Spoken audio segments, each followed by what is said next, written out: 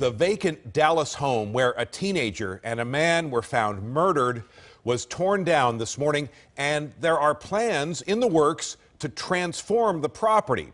Fox 4's Alex Boyer was amongst a pretty large crowd of people on hand to see the house being demolished. Alex? Dan, it was a very large crowd indeed, and as painful as it was for them to be here today, the family of Shavon Randle says it was very important for them to come out here today to see what they call this house of horrors come down.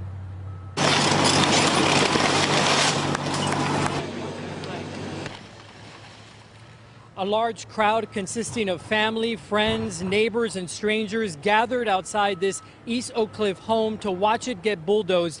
It was inside this abandoned house where 13-year-old Randle and Michael Titus were found shot to death back in July. Randle, you may recall, was kidnapped from her aunt's Lancaster home. Police believe it was all in retaliation over stolen drugs by another relative of Randle's. Now, although 6 arrests have been made in connection to the 2 deaths, no one has been charged with their murders.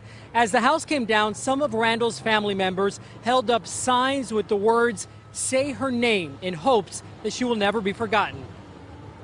I can't wait till he finished. Yeah. What does this mean for you? Is it a symbolic gesture?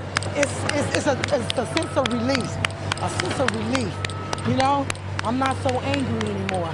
I can finally find peace within myself. You know, because when something very like this tragic happened, to be honest, it makes people very, very angry. And I can only speak for myself.